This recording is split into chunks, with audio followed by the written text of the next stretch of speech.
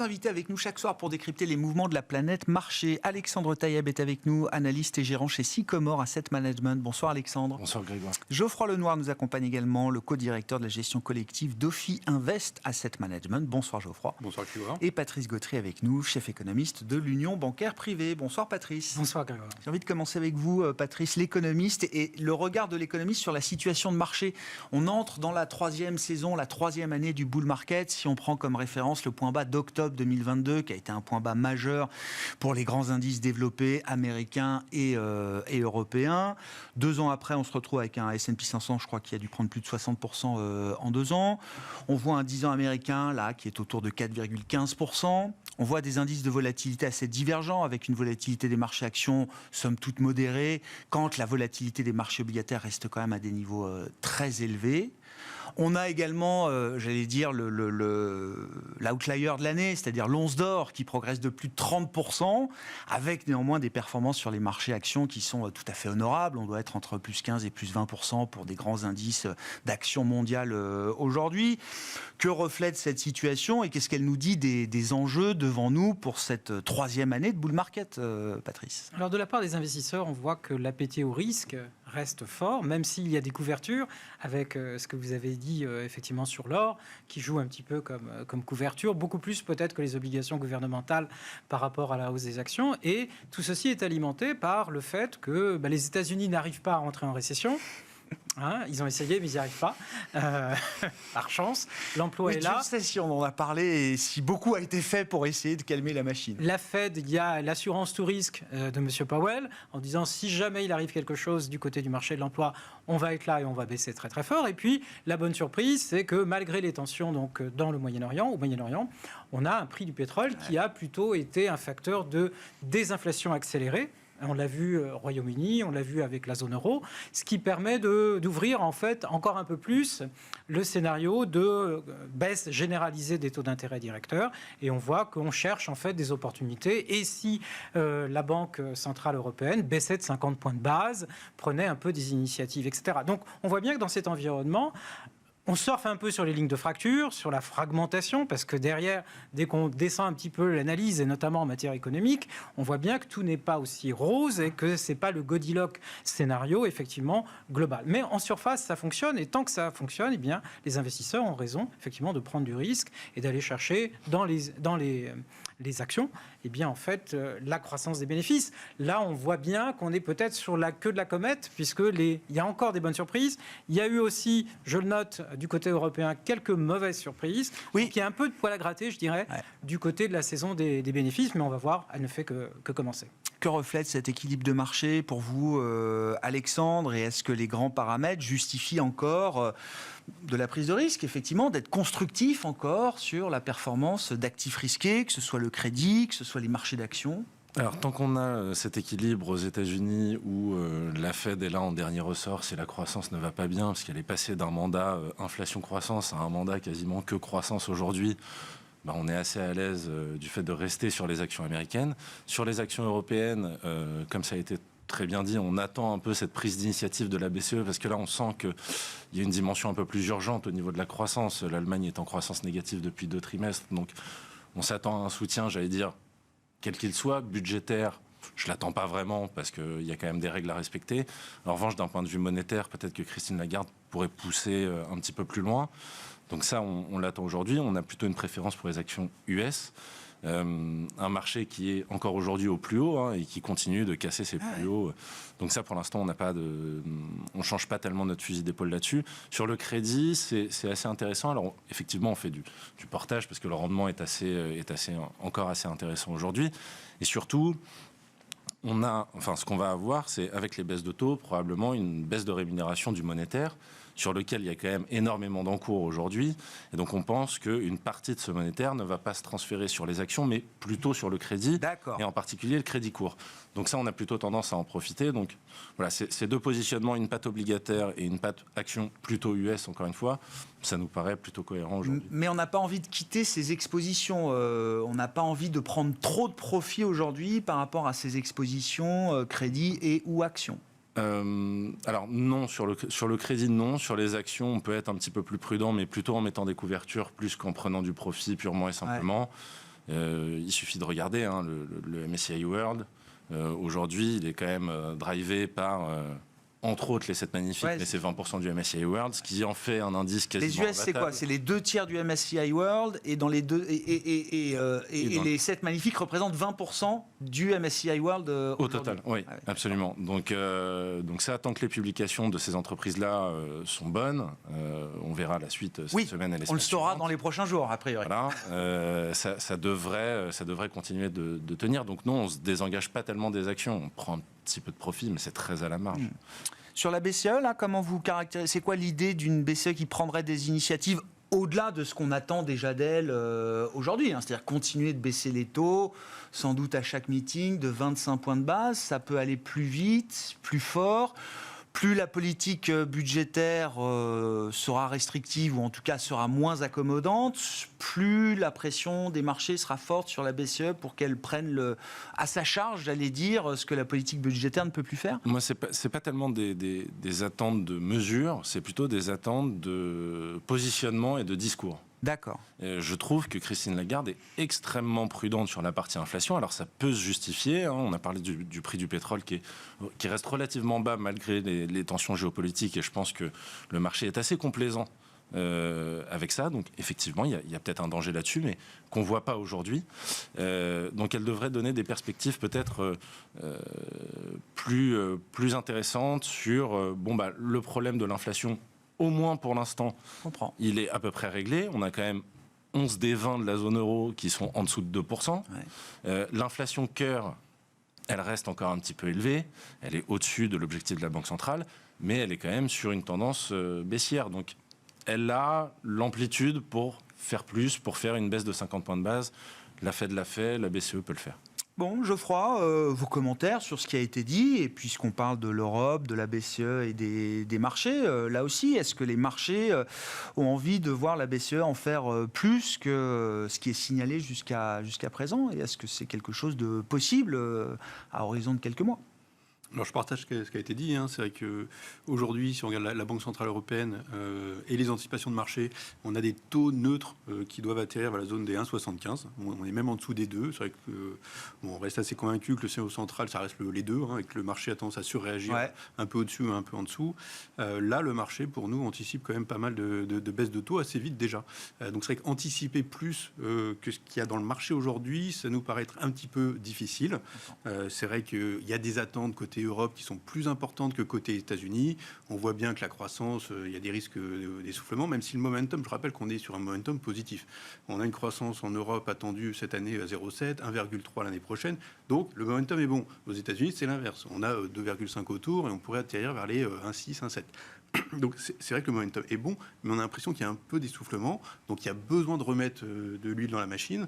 Et c'est vrai que pour ça, on a besoin d'avoir une BCE qui est assez proactive, assez sûre d'elle sur la trajectoire des taux directeurs. Et le marché a déjà, lui, anticipé l'idée que la BCE ira peut-être même un peu en dessous du taux neutre, pour dire les choses. Oui, là, aujourd'hui, c'est anticipé dans le marché. C'est ce que voit le marché. On est sur les 1,75, ça remonte un peu si on regarde si on tire le trait sur 2025. Donc c'est vrai que les anticipations sont bien ancrées. Et c'est vrai qu'on voit aussi que niveau inflation, il n'y a plus vraiment de sujet. L'inflation, elle est revenue sous les 2% en moyenne en zone euro, et on devrait y rester pendant un petit moment. Aux États-Unis, c'est différent. L'inflation, elle reste au-dessus des 2%, et on n'a pas encore atteint la cible de la Réserve fédérale américaine. Donc il y a une petite divergence. Maintenant, on s'attend quand même à ce que finalement les banques centrales, en termes de mouvement de baisse de taux, soient assez synchronisées. On a du mal à voir tout d'un coup la BCE aller plus vite que la Fed, ou la Fed aller plus vite que la BCE dans le contexte actuel, même si, encore une fois, on n'est pas du tout sur le même rythme. Ça serait assez logique d'avoir un pas, une baisse de taux de la BCE à chaque meeting, et côté Réserve fédérale américaine, on peut avoir ce cycle de baisse de taux qui continue vers un taux neutre à peu près vers la zone des 3% à mi-2025. Ça peut continuer de manière synchrone avec, comme vous dites, un taux d'atterrissage à 3 pour la Fed et 2 autour pour la Banque centrale européenne. C'est un scénario central. Mais chacune des banques centrales trouverait des raisons, des motivations et des arguments pour justifier ces prochains mouvements. Oui, tout à fait. Dans le scénario central, alors comme d'habitude, c'est les États-Unis qui vont l'idée, on va dire le moteur de la croissance mondiale, avec des chiffres de croissance à 2,5 cette année. Même c'est-à-dire qu'on se demande si on ne va pas les réviser à la hausse, tellement les données sont bonnes, que ce soit sur le front de l'emploi ou de la consommation. On se dit que la Réserve fédérale va baisser parce que il y a quand même cette tendance qui est là de fond, mais qu'il n'y a pas besoin d'aller forcément très très vite et d'aller très rapidement sur les 3%. Mais le scénario central d'atterrissage en douceur de l'économie, il nous donne ça comme résultat. Et si tout d'un coup il y a un accro, il y a un petit grain de sable dans la machine, pourra accélérer. On sait que la fonction de réaction de la Réserve fédérale américaine, elle est quand même beaucoup plus rapide, beaucoup plus forte que celle de la BCE. Et vous, le risque principal par rapport à ce scénario central, c'est plutôt d'avoir des banques centrales menées par la Fed qui accéléreraient le rythme des baisses de taux ? Ou c'est un risque équilibré de part et d'autre Le risque est assez équilibré. À court terme, comme je le disais, on a plutôt tendance à se dire que là, le marché il est allé un peu loin, qui anticipe un peu trop de baisse de taux. Donc on va peut-être revenir sur un taux neutre à l'atterrissage de la BCE à 2%. Maintenant, le besoin d'accélération, il se ferait sentir si vraiment on change de scénario et qu'on arrive sur le fameux hard landing qu'on attend. Oui, comme disait Patrice, on a tout essayé. Mais les États-Unis ont tout essayé, mais ça ne marche pas. Il y a une très faible aujourd'hui. Ouais. Comment vous regardez la balance des risques des deux côtés de l'Atlantique ? François Villeroy-de-Galhau, après la dernière réunion de politique monétaire de la BCE, a été très clair en disant aujourd'hui, je considère, moi, gouverneur de la Banque de France, que les risques de rater la cible d'inflation à la baisse sont aussi importants que les risques de rater la cible d'inflation à la hausse. Est-ce que la balance des risques aux États-Unis pour la Fed est aussi équilibrée que ce que nous dit François Villeroy-de-Galhau pour la Banque centrale européenne, Patrice ? Alors, plusieurs idées. Le premier, la Banque centrale a toujours raté son indice de target, puisque grosso modo l'inflation est au-dessus ou en dessous, et elle est très au-dessus ou très en dessous. Alors en moyenne ça peut faire un 2 quelque chose, mais effectivement il faut vraiment faire la moyenne de long terme. Donc en dehors de ça, ce qui est important c'est effectivement, je pense que les banques centrales effectivement là saluent le fait que l'inflation s'approche, notamment pour la Fed américaine, de leur cible. Et on est entré, notamment du côté de la Fed américaine, plutôt dans ce que j'appellerais du risk management. Je gère le risque. Et aujourd'hui, je ferai, en fait, je dirais, du raffinement dans le politique monétaire, puisque, on l'a vu, le risque le plus important, c'est pas aujourd'hui, pour les 6 prochains mois, ça n'est pas effectivement l'inflation, mais ce serait une activité qui s'effondre parce qu'il y a le secteur immobilier qui est encore plutôt très très mal orienté et dont les premières baisses de taux n'a pas encore été effectivement un phénomène positif.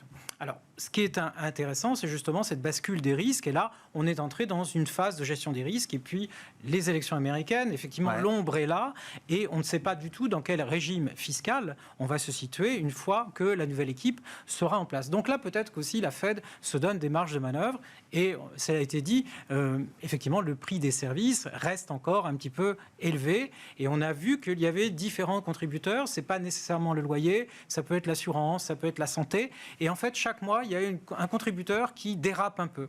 Donc on a l'image que effectivement, ça va mettre du temps à atteindre 2,5 ou à revenir même à 2,5.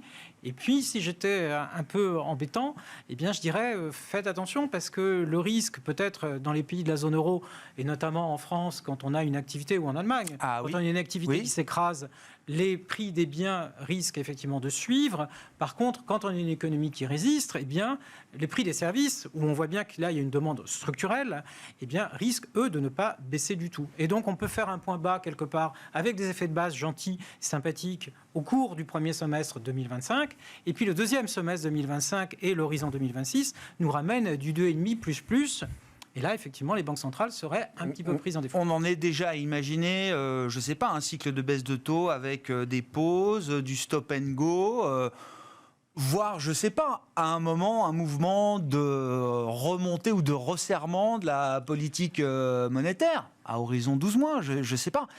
On a beaucoup parlé vendredi ou jeudi dans l'émission de la Banque centrale du Brésil. Alors oui, dans une sphère différente, la sphère émergente. Mais dans ce cycle, en tout cas, la Banque centrale du Brésil a été assez visionnaire. Elle a bien vu quand est-ce qu'il fallait commencer à baisser les taux. Elle a bien vu quand est-ce qu'il fallait commencer à remonter les taux. Tout ça, donc, en anticipation de ce que la Fed allait faire. Le dernier mouvement de la Banque du Brésil en septembre, après toute une série de baisses de taux, ça a été de remonter d'un cran le taux Selic directeur. Oui, tout à fait. Mais Ça arrive, quoi. C'est pour ça qu'en fait, dans le scénario, ce qu'on disait tout à l'heure, c'est la meilleure période, c'est en ce moment. Pourquoi ? Parce qu'on a cette fenêtre de désinflation. Tant que les prix de l'énergie, effectivement, ne reviennent pas dans la figure des pays européens et asiatiques, puisque c'est eux qui sont assez dépendants des exportations du Moyen-Orient et des prix de l'énergie. Donc on a une fenêtre d'opportunité avec une activité qui est résistante, ça c'est le côté américain, ou au contraire très faible. Et donc là, il y a une fenêtre, je dirais une fenêtre d'opportunité. Mais cette fenêtre d'opportunité, quand on regarde l'évolution des prix, par les effets de base, ne serait-ce que cela, eh bien en fait... elle a une fin. Elle a une fin et on la voit déjà, puisqu'en fait, dans les indicateurs PMI qui sont publiés régulièrement, et on va avoir une nouvelle livraison cette semaine, eh bien on voit que la déflation, là j'insiste, déflation des prix des biens manufacturés a déjà pris fin. Donc on a une contribution positive de ce qui était avant négatif. Ça nous amène à dire un mot de la Chine, Alexandre. Est-ce que le plan de soutien ou relance chinois, ça fait déjà quasiment un mois que les mesures s'accumulent, qu'on a une stratégie d'annonce au compte-gouttes, est-ce que ça veut dire que la Chine exportera moins de déflation demain, voire deviendrait peut-être un contributeur positif aux pressions inflationnistes mondiales ? On n'y est pas encore. On n'y est pas encore. On n'y est pas encore. Ça fait quoi ? Un an peut-être maintenant que les prix baissent en Chine ? Oui. C'est ça. Effectivement, alors le compte-gouttes s'est un petit peu accéléré. Les gouttes sont plus rapprochées. Ouais. On a eu fin septembre une relance monétaire qui est somme toute assez classique par rapport à ce qu'on a vu précédemment, même s'ils ont appuyé un peu plus avec cette mesure phare qui est de faire baisser les taux hypothécaires existants de 50 points de base. Ceci pour relancer la consommation parce que les prêts coûtent moins cher, etc. Mais globalement, on était assez déçus à la première lecture de ce plan. Bon, derrière, superbe rallye de 30% sur le marché chinois au global et plus de 50% sur les valeurs de tech. Puis deuxième salve avec la conférence de presse du ministre des Finances, mais qui nous annonce des choses très spécifiques, très locales. Qui nous a annoncé par exemple l'augmentation du nombre de bourses et l'augmentation de leur montant. Des pour les étudiants ? Oui, pour les étudiants. Oui, d'accord. Bourses étudiantes. On a également un montant. Du ciblage. Alors, on a aussi l'émission d'obligations spéciales pour acheter là aussi de l'immobilier, que les collectivités locales achètent de l'immobilier et le rénovent. Donc, ça, vraiment, faut tirer par les cheveux, mais ça peut effectivement intéresser le secteur de la construction, de la rénovation, éventuellement des minières en Europe. Mais aujourd'hui, on ne peut pas se mettre sur un secteur en Europe, jouer un secteur en Europe, grâce à ce plan de relance en Chine. Absolument pas. Notamment un secteur lié à la consommation. Absolument, spécifiquement. D'autant plus. Voilà, on peut le nommer. Oui. Si on joue le luxe par rapport. Je crois que le marché l'a assez vite compris. Voilà, je crois que les cours de bourse du secteur du luxe sont assez vite revenus à ce qui prévalait avant les premières annonces chinoises. Parce qu'en plus, le ministre des Finances a quand même dit quelque chose qui, visiblement, a marqué le marché. C'est que la trajectoire du déficit en Chine n'est pas bonne et qu'il comptait remédier à ça. Donc, c'est pas en baissant les dépenses, visiblement. C'est pas en s'attaquant aux ménages les plus pauvres, mais c'est plutôt, probablement, en s'attaquant aux ménages les plus riches. Donc, effectivement, on a pour l'instant une espèce de déception qui fait qu'aujourd'hui, on pense que la Chine est toujours, alors on va peut-être pas dire ininvestissable, mais extrêmement risquée. On n'a pas de preuve que les réglementations à outrance sur tel ou tel secteur vont s'arrêter. Je crois que le secteur de la santé est encore dans le giron des pouvoirs en place. Donc voilà, globalement, l'Europe n'a pas eu le relais de croissance qu'elle attendait, parce que c'était ça. On s'est dit, ça l'effet tient d'entraînement de zéro, la Chine va relancer, ça va aller mieux. Pas du tout, ni sur l'auto, ni sur le luxe, ni sur la conso en général. Et encore une fois, la construction, les minières, c'est très très loin. Je comprends. Donc toutes les anticipations qu'on a vues jusqu'à présent sont encore un peu hasardeuses. Oui, il va falloir attendre le congrès du parti, qui est probablement prévu pour la fin octobre, ça peut être début novembre. Ils vont peut-être attendre en fait pour annoncer les grandes mesures, l'élection américaine. Alors voilà, je vais dire, la date du 5 novembre peut être aussi un horizon important pour Tout à fait. les planificateurs chinois de ce point de vue-là. Tout à fait, même si je pense que, même si c'est Trump qui est élu, les tarifs ne seront probablement que de l'esbrouf. Il suffit de changer votre destination d'exportation. Oui, on l'avait vu. Mais voilà, je pense qu'ils vont attendre de voir effectivement la direction que prennent les États-Unis à partir du 5 novembre pour faire leurs annonces. D'accord. Donc j'attends encore quelque chose. Ok. Mais la vue n'est pas encore définitive et clarifiée totalement sur ce que pèsera la Chine dans le jeu global macro des marchés en 2025. Absolument pas. Et la clé, ça va être à quel point ça va augmenter la demande de pétrole. Ouais. Voilà. Geoffroy, sur la Chine, les effets d'entraînement, et puis on peut gentiment dériver sur l'enjeu américain de l'élection présidentielle, bien sûr. La Chine, il y a beaucoup de choses qui ont été dites. C'est vrai que sur les mesures, c'est assez intéressant de suivre au jour le jour les mesures qui peuvent être annoncées. Tout n'a pas été annoncé. Il peut y avoir encore des annonces à venir dans les prochaines semaines. Si on regarde dans le fond, il y a eu aussi des baisses de salaire. Donc ça, c'est assez important pour le consommateur chinois. Alors, il y a des micro-aides, comme ça a été dit. Et puis aussi, c'est vrai que côté Chine, c'est vrai qu'on s'attend toujours à ce que finalement, ils arrivent à atteindre leur croissance de 5% affichée, quelle que soit la manière d'y arriver. On pense qu'ils peuvent atteindre un niveau assez proche, en tout cas, de ces 5% cette année. Après, l'année prochaine, ça sera encore autre chose. Mais c'est vrai qu'on a cette Chine-là qui est un peu entre deux. Et si on regarde au niveau des marchés actions chinois, on constate qu'il y a quand même un fléchage des investissements, et notamment de l'épargne des ménages, vers les actions, peut-être au détriment de l'immobilier. Et ça soutient les marchés boursiers chinois.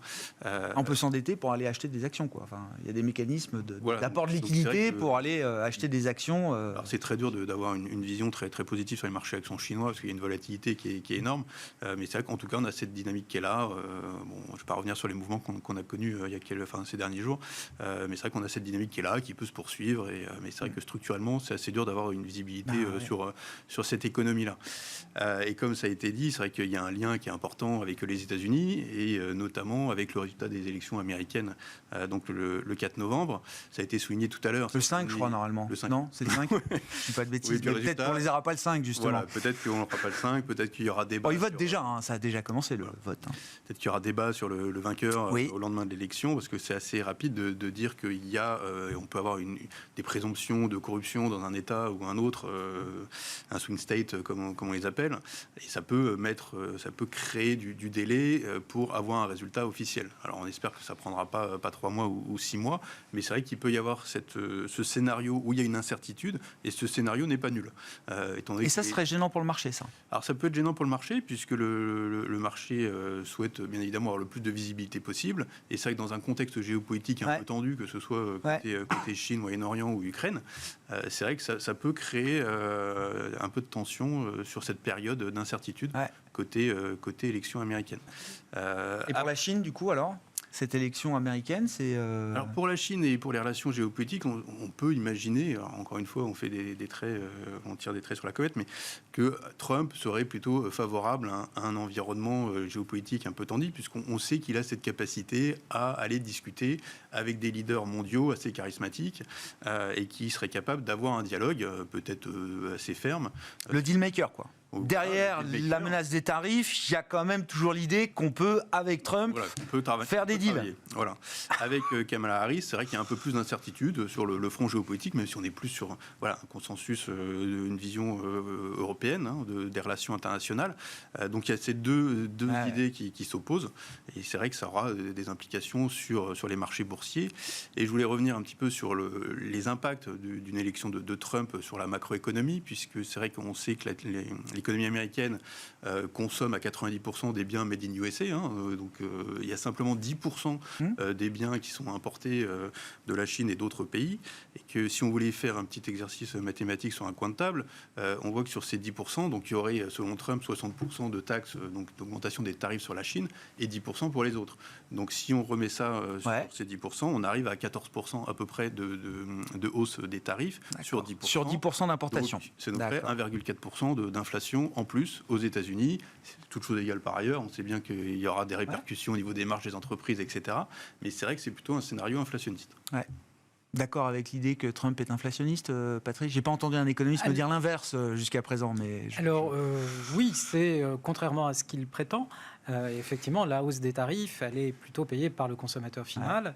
Et sachant que quand on regarde justement les importations, ce qu'on voit en ce moment, le dynamisme des importations pré-élection, les biens de consommation et les biens d'équipement.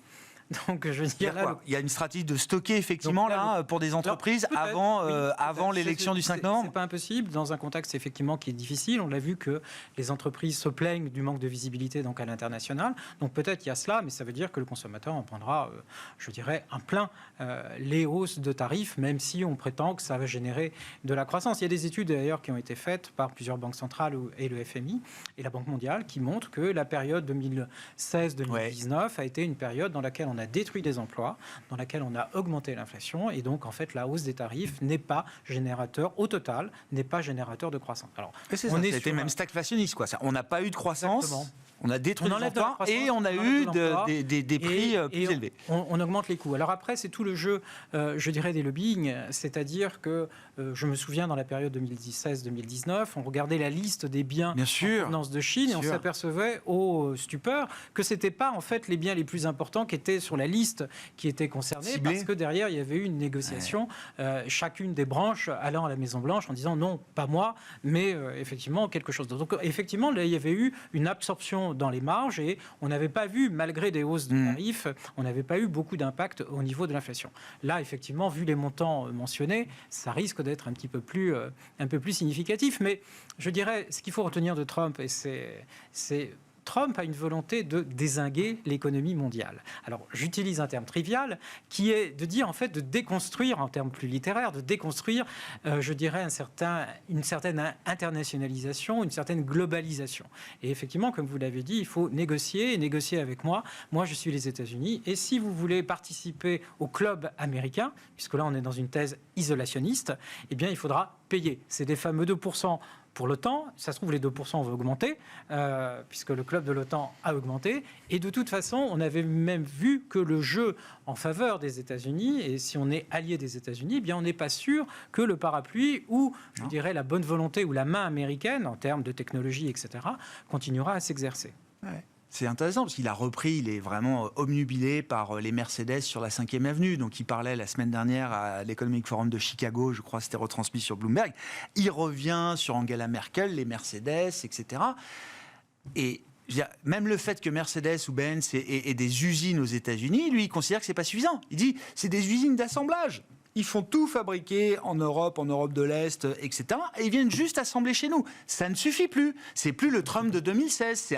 C'est encore une version, j'allais dire, encore plus jusqu'au-boutiste de Trump de ce point de vue-là, quoi. La barre plus haut, puisque tout le monde a bien identifié que les exportations chinoises passaient d'abord par le Vietnam et le Mexique avant d'arriver donc aux États-Unis. Et donc là, ça veut dire que tous les traités commerciaux, en fait, c'est ça, ce côté dézingué. Tous les traités commerciaux et tous les engagements internationaux, compris les États-Unis, sont susceptibles d'être revus à l'aune, en fait, du jugement de M. Trump. Bon, l'accord de libre-échange Nord-Amérique, Canada, États-Unis, Mexique, on verra effectivement s'il parle du Mexique en disant les voitures qui arrivent du Mexique fabriquées par les Chinois, ce sera 10, 20, 200, 2000% de tarifs s'il faut, quoi. Mais il n'y en aura pas une. La nouvelle présidente mexicaine s'est déjà préparée. Oui, qui vient d'arriver, effectivement, depuis quelques mois à peine. L'effet Trump sur les marchés, est-ce que ça peut être les mêmes effets que ceux de 2016 ? Sachant que depuis 2016, on a vécu une vague inflationniste, que les prix ont monté de 20%, etc. Je veux dire, est-ce qu'il peut utiliser les mêmes recettes avec un soutien du marché comme il l'a eu en 2016, ou est-ce que là, le jeu s'annonce plus risqué, selon vous, Alexandre ? Il y a beaucoup de choses qui ont été dites là aussi. On a l'impression que le marché se prépare quand même à Trump, disons une semaine sur deux. Mais ça a l'air quand même de lui plaire. Ça a l'air de lui plaire. Donc je pense que le marché se concentre quand même sur une potentielle baisse de taxes à nouveau. Et c'est ça, en fait, qui va déterminer si c'est re-2016. D'où les taux qui remontent, le dollar qui sourit, etc., etc. Absolument. Et donc là, pour l'instant, c'est très difficile en fait de commenter ce que va faire Donald Trump parce que il n'a pas dit grand-chose, puisqu'il nous dit, on n'est même pas sûr qu'il va le faire. Donc typiquement en 2016, il s'était quand même beaucoup attaché à l'immigration illégale, etc. Ouais. Il n'a résolu aucun problème là-dessus. Il a cassé la volonté de ceux qui voulaient arriver, mais il n'a pas du tout raccompagné qui que ce soit à la frontière. Donc c'est assez difficile de se prononcer là-dessus, mais par contre, je pense que le baromètre, au même titre que pour Kamala, ce sera est-ce qu'elle augmente les taxes ou pas, ça va être de voir s'ils vont jusqu'au bout sur leur vision sur l'impôt sur les sociétés. Et pour ça, il va falloir attendre aussi Sénat et Chambre pour voir si c'est une vague républicaine. Et en fait, pour moi, c'est là que ça va se jouer. Si on a une vague républicaine, on peut repartir sur un 2016, au moins au début. Si on ne l'a pas, ça va être plus difficile de passer des mesures. On sait que Trump peut utiliser des décrets, mais globalement, je pense que ça va être beaucoup plus statique. Au moins sur les premiers mois. Un Trump inflationniste en 2024, après la vague d'inflation qu'on a eue, ça peut être encore positif marché, parce qu'en 2016, on était plutôt, on sortait à peine de l'idée de la stagnation séculaire, en se disant, oulala, on veut plus jamais voir ça. Et Trump, j'allais dire, était là au bon endroit, au bon moment, pour mettre un peu d'inflation dans le système. Là, de l'inflation, en l'occurrence, on en a eu. Les Américains, ils en ont eu. Le problème va être sur les taux, effectivement. Ouais. Sur les taux, et même pas que sur le sujet de l'inflation, sur le sujet de la confiance dans le dollar, en fait. Donc là, on peut avoir un risque, effectivement, de montée abrupte sur les taux du fait de la politique de Trump. Et donc là, une défiance vis-à-vis du marché américain. Et là, on peut avoir un à-coup sur le marché action. Mais sinon, l'inflation, tant qu'il ne la relance pas trop et qu'elle reste dans ces zones-là, elle est plutôt bonne pour les publications de résultats qui vont suivre. Donc sur les actions, ça peut avoir un effet légèrement positif.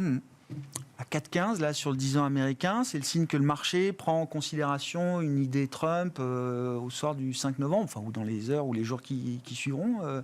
Geoffroy ? Oui, je rejoins un petit peu ce qui vient d'être dit. Je pense que le marché aujourd'hui se focalise un peu plus sur une victoire de Trump. Alors, bon, ça reste, c'est pas non plus le scénario 90% de probabilité, mais en tout cas, c'est intégré en partie dans les cours des marchés actions, mais dans les cours aussi des niveaux de taux, avec toujours une croissance qui est robuste et un marché de l'emploi qui se tient toujours. Donc c'est vrai qu'on a ce phénomène de pontification qu'on connaît depuis 4-5 mois, alors qui marque un tout petit temps d'arrêt, mais c'est vrai que si on est dans cette configuration où la croissance se tient et on peut avoir un petit effet positif, on va dire, à l'issue de l'élection, que ce soit Kamala Harris ou Donald Trump d'ailleurs, on peut avoir un effet positif, puisque souvent au lendemain des élections, on repart sur quelque chose d'un peu plus visible, lisible, et on sait que quel que soit le candidat qui sera élu, il y a une politique expansionniste, que ce soit, même si le budget, on sait que ça dérape aussi, on ne parle pas de la France ici, mais aux États-Unis, on voit que la dette et le budget sont quand même pas très alignés avec la conception, on va dire, de la théorie économique d'une bonne économie. Aujourd'hui, il y aurait quand même cette volonté affichée de développer, on va dire, la croissance américaine. Et au lendemain de l'élection, on peut s'attendre en fait à une reprise des marchés boursiers américains également. Oui. Ouais. Les États-Unis peuvent vraiment se permettre ça. Que ce soit Trump ou Harris, j'ai l'impression que la vanne budgétaire, elle va rester ouverte d'une manière ou d'une autre. Alors, il y a un petit rendez-vous. Oui. Il y a un petit rendez-vous un peu difficile. Régulier d'ailleurs. Régulier. Ça s'appelle le mois de janvier. Le plafond de la dette. Effectivement, le plafond de la dette. Mais grosso modo, tout le monde va être d'accord, quel que soit l'état des chambres et l'état de l'élection, et quel que soit le locataire de la Maison-Blanche, pour prolonger jusqu'à peu près au mois de juin. Et alors après, ce sera la petite mécanique du Trésor américain de trouver les fonds. Donc là, les fonds vont remonter en fin d'année avec la perception des impôts. Puis après, on va dépenser gentiment ce que l'on a pour arriver au mois de juin avec quasiment plus rien dans les caisses. Et là, attention, effectivement, au risque, c'est-à-dire quel est le programme d'émission. Est-ce qu'on émet sur le court ou est-ce qu'on émet sur le long ? Et c'est peut-être cela qui est en train, effectivement, d'être mis dans les cours obligataires, sachant que tout le monde est bien d'accord aux États-Unis. La rigueur, c'est un gros mot. Et je dirais l'espace budgétaire, il est là, effectivement, pour être distribué. Donc 6-7% de déficit et une dette qui va filer. L'organisme indépendant, le CBO, avait lancé au mois de mars de cette année des études pluriannuelles jusqu'en 2030, plutôt inquiétantes. Mais grosso modo, il n'y a pas eu un mot, en fait, dans toute la campagne électorale, si ce n'est de dire que la croissance sera là. Et donc, on réduit en dynamique le déficit. Tant que l'inflation le permet, est-ce que c'est aussi un objectif secondaire pour la Réserve fédérale américaine d'assurer ce coût de financement de l'État fédéral américain ? Il y a la baisse des taux, il y a également toute la politique de bilan de la Fed qui peut continuer d'évoluer. Encore une fois, je le dis, tant que l'inflation le permet, est-ce que c'est quelque chose que la Fed peut participer à accommoder, effectivement, d'une certaine manière ? Oui, la politique monétaire de la Fed est un facilitateur, en quelque sorte, et laisse de la place à la politique budgétaire. On ne parlera pas même si ça fait partie du programme de M. Trump, de remettre en cause l'indépendance de la Fed. Mais aujourd'hui, effectivement, les deux stratégies convergent. Donc on peut dépenser plus parce que derrière, on a les deux stratégies convergent. Les deux stratégies convergent. Derrière, on a des taux courts qui vont continuer à baisser. C'est ce que je disais tout à l'heure. On a une fenêtre à peu près de 6 mois. Et si l'inflation ne le permettait plus, on n'a pas de doute sur le fait que la Fed agirait selon son mandat face à l'inflation. Après, ça va être difficile et c'est là où effectivement M. Trump dit j'aimerais bien avoir une ligne avec M. Powell pour lui donner mon sentiment. Pour l'aider à jeter la pièce en l'air, comme il dit, c'est ça? C'est le job le plus facile du monde. Ou continuer à les baisser, même si effectivement il y a de la relance. Et c'est là où effectivement les phénomènes de prime de risque, prime sur l'inflation, mais aussi prime de risque sur les États-Unis et risque effectivement de débasement en quelque sorte du dollar américain pourrait apparaître si on pousse effectivement les feux un petit peu trop loin. Mais c'est un processus, c'est une séquence. Je veux dire, on ne va pas voir ça au lendemain du résultat de l'élection présidentielle sur les marchés obligataires. Exactement. Et comme vous le disiez tout à l'heure, en fait, Trump est un pragmatique. Il va faire passer, je veux dire, quand on regarde les programmes des deux candidats d'ailleurs, ça paraît en fait comme des propositions. Ils ne vont pas le faire ligne à ligne et ils vont mettre en place ou choisir ce qui est possible de faire politiquement et ce que les marchés aussi acceptent. On a vu bien entendu des marchés peuvent ne pas accepter. C'est le fameux Liz Truss. Le Truss moment. Oui, c'est ça, l'effet Truss. L'effet de la laitue. Oui, effectivement, rappelé régulièrement par les autorités compétentes. Le CBO, le patron du CBO, a rappelé effectivement le risque d'un moment Truss aux États-Unis, dans le cas d'une victoire de Donald Trump en l'occurrence. En matière d'investissement, on n'a pas dit grand-chose pour l'instant des résultats microéconomiques. Alexandre, je ne sais pas quel est le premier commentaire là, que vous faites. On a quelques jours de publication derrière nous. Il y a déjà eu des grands noms. On s'est attardé ici sur les alertes des méga-caps européennes, ASML et LVMH. Est-ce qu'on voit un peu au-delà de ça? Est-ce que c'est une saison de publication qui est encore un facteur de soutien, j'ai envie de dire, là aussi pour les actifs risqués? Ou est-ce qu'il faut être un peu plus méfiant à ce stade? On est un peu plus inquiet que sur les trimestres précédents, notamment en Europe. On a eu quelques avertissements, quelques gros avertissements qui ont été sanctionnés par le marché comme il fallait. Surtout les attentes 2025 nous paraissent assez ambitieuses, que ce soit en termes de croissance ou de marge. On pense que là, les marges sont arrivées à un niveau, même aux États-Unis, où elles peuvent quand même commencer à se compresser un petit peu. Donc là-dessus, d'un point de vue bottom-up, on est un peu plus inquiet que sur le top-down dont on a parlé depuis le début de l'émission. Il va falloir voir surtout les perspectives. On sait que pas mal d'entreprises, pas mal de secteurs voient flou pour 2025. Voilà, on va rester finalement investi sur l'effort, entre guillemets, et pas tenter d'être contrariant sur les faibles. Exemple l'auto, par exemple. Voilà. Donc oui, on est. Mais même dans chaque secteur, je trouve, on a des secteurs forts, des secteurs faibles, mais même dans chaque secteur, on a ces phénomènes de polarisation qui sont incroyables. Hermès fera mieux que Kering en termes de résultats opérationnels, il n'y a pas de doute. Adidas aujourd'hui fait mieux que Nike, c'était peut-être différent il y a quelques années. Unilever fait mieux que Nestlé aujourd'hui. Enfin, à chaque fois, dans chaque secteur, je trouve des exemples de poids lourds, mastodontes, concurrents face à face. L'un qui va vraiment pas bien, qui a moins 30, et l'autre qui va bien et qui peut faire du plus 30 boursièrement parlant sur l'année. Alors ça, dans une maison de stock picker, c'est super. D'accord. On l'attendait, on en parle depuis le début de l'année, donc il y a effectivement du stock picking, y compris sur les larges et sur les méga caps. Donc ça, c'est très bien. Après, effectivement, il y a des histoires spécifiques, donc Hermès Kering, Hermès gère son stock, Kering pas du tout, Adidas Nike, Adidas innove, Nike très peu. Donc voilà, et ça se ressent sur le marché, ça se ressent dans les résultats. Donc ça, après, c'est à nous de faire le travail là-dessus. Et effectivement, il y a une dispersion de plus en plus grande sur certaines valeurs secteur. Même dans l'auto, on peut trouver des choses qu'on préfère par rapport à d'autres. Je ne vais pas les citer, mais si on met Ferrari dans le secteur automobile, mais par exemple, on peut en parler. Donc voilà, on a beaucoup de différences et ça aide aussi à faire de la surperformance. C'est-à-dire qu'on s'est quand même plaint pendant des mois, voire des années sur ce plateau que finalement c'était les plus grosses capitalisations qui fonctionnaient et qui tiraient les indices vers le haut. Là, c'est un petit peu moins le cas. C'est le phénomène de broadening. Donc bon, c'est un peu mieux. Et c'est sain du point de vue de marché. C'est plus sain. C'est plus sain du point de vue de marché. Geoffroy, qu'est-ce qui vous intéresse là dans les marchés globaux aujourd'hui? Ou est-ce qu'on est encore à l'aise avec la prise de risque, par exemple, en matière d'investissement? C'est vrai que là aujourd'hui, compte tenu de ce qu'on vient de se dire, il y a eu un beau parcours qui a été fait depuis le début de l'année sur les marchés boursiers, que ce soit US ou Europe. Donc c'est vrai qu'on se dit qu'aujourd'hui, vu qu'il y a la saison des résultats des publications qui commence, il faut être un peu prudent. On n'attend pas forcément de très bonnes nouvelles. Ce qu'il faut, c'est redonner un peu de visibilité, voir s'il ne faut pas remettre un petit peu plus à la baisse les prévisions de bénéfices pour 2025, comme ça a été dit. Donc c'est vrai qu'un peu de prudence à ce niveau-là. Maintenant, on parlait du rallye sur les marchés actions depuis 2 ans, ou le fameux bull market depuis 2 ans, 3 ans. On l'a dit, d'un point de vue macro, ça peut tenir, mais c'est vrai que d'un point de vue micro, il faut être vigilant. C'est plutôt des marchés de stock picker. Donc plutôt un message de neutralité. Ça ne veut pas dire que le rallye ne peut pas continuer, mais plutôt un message de neutralité sur les marchés actions en général. Moins agressif, quoi. Oui. Un peu moins agressif et attendre d'avoir cette séquence de résultats, d'élections américaines aussi, pour avoir un peu plus de visibilité et toujours essayer de profiter des baisses de marché pour se repositionner. C'est vrai que ce qui est étonnant, c'est qu'il y a eu très peu de respiration finalement dans ces marchés actions et à chaque fois, forcément, c'est pas toujours évident d'attraper le mouvement. Il y en avait une cet été, le 5 août, il fallait être là. Voilà, c'est allé vite derrière en plus. Le trade sur le yen. Et c'est vrai qu'il faut être là quand les marchés baissent, parce qu'à chaque fois, il y a des acheteurs qui reviennent, il y a des flux positifs qui peuvent revenir et qui soutiennent le marché. Et puis si on regarde les obligations aussi, parce qu'on n'a pas trop parlé, c'est vrai que les obligations ont fait un beau parcours cette année. Sur les yield, crédits, IG, on est à peu près à plus de 4% déjà depuis le début de l'année. Ouais.